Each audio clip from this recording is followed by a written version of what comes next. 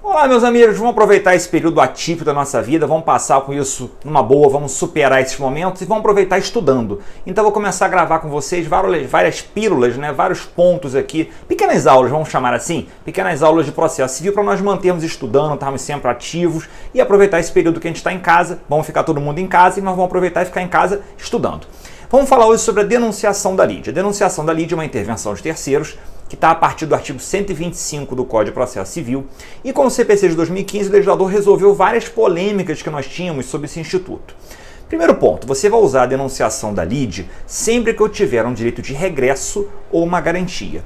Sempre que uma pessoa que pretenda fazer a denunciação da lide tiver um direito de regresso contra alguém, ela vai trazer a esse processo esse terceiro. Por isso que é uma intervenção de terceiros. Vamos pensar num caso, por exemplo, de um acidente de trânsito. Uma pessoa ajuiza uma ação contra mim, dizendo que eu bati no carro dela, não reparei os danos que ela sofreu, os prejuízos que ela veio a sofrer em virtude desse acidente, e eu tenho uma seguradora. Então eu sou o réu, o que eu faço? Eu faço uma denunciação da lide para a seguradora, trago essa minha garantidora, essa pessoa contra a qual eu tenho direito de regresso, para responder por eventual condenação que eu venha a sofrer no processo. A denunciação da lide é uma ação de regresso que se processa incidentalmente e de maneira condicionada. Toda denunciação da lide é uma ação de regresso que se processa incidentalmente no processo e está condicionada à sucumbência do denunciante. Eu tenho que sucumbir para ter direito de regresso. Caso eu não venha a ser condenado nessa ação de acidente de trânsito, eu não tenho contra quem exercitar meu direito de regresso. Então quero bater com vocês dois pontos. Primeiro, você já entendeu essa dinâmica da denunciação da lide.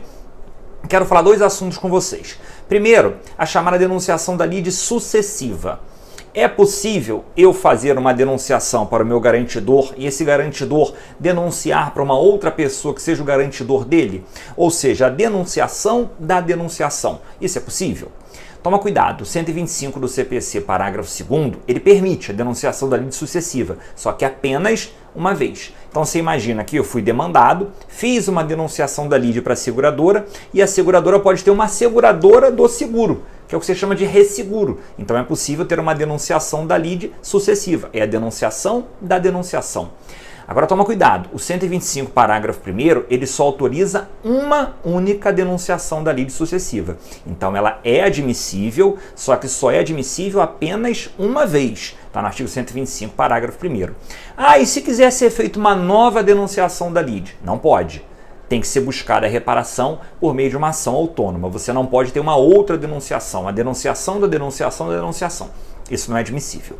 Outro instituto interessante é a chamada denunciação da lide per saltum.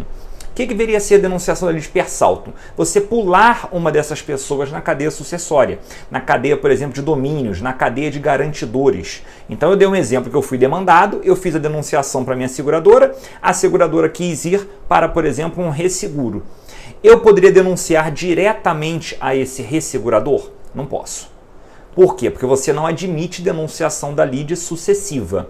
Se você observar a redação do artigo 125, parágrafo 2º, ele só autoriza a pessoa que eu tenho uma relação jurídica direta, aquela pessoa imediata. Eu não posso fazer uma denunciação da lide para os anteriores. Tem que ser uma denunciação diretamente para aquela pessoa que eu tenha com ela uma relação jurídica. Isso é importante você perceber que você consegue extrair da redação do 125, parágrafo 2º, e tem um outro artigo que está lá no final do código, que às vezes as pessoas não estudam, mas é de extrema importância. O artigo 172, inciso 2, 1072, inciso 2 do Código de Processo Civil. O 1072, ele revogou uma série de dispositivos, mas especialmente o inciso 2, ele revogou o artigo 456 do Código Civil. O 456 do Código Civil é o artigo que trata da evicção. E na evicção, você admitia a denunciação da lide per saltum. Você poderia, por exemplo, numa hipótese de várias pessoas que fizeram compras e vendas, alienações imobiliárias, que você fizesse uma denunciação direta para qualquer dos anteriores nessa cadeia sucessória. Agora o código não admite mais. Tem que ter a denunciação direta e como o 1072 do CPC, inciso 2, ele revogou o 456, que era o artigo que, em tese, autorizaria ser feita uma denunciação da lide per saltum. Hoje você fala que não é admissível. Agora toma muito cuidado para nós fecharmos essa nossa aula daqui. O artigo 128, parágrafo único do CPC, ele sanou uma polêmica que você tinha. Tendo feito a denunciação da lide, é possível uma execução direta contra o denunciado? Então, por exemplo, eu fui demandado numa ação de acidente de trânsito, fiz uma denunciação da lide para a seguradora. A vítima, que é o autor da ação, ela pode não me executar diretamente o denunciado? Pode. Isso está no artigo 128, parágrafo único do CPC.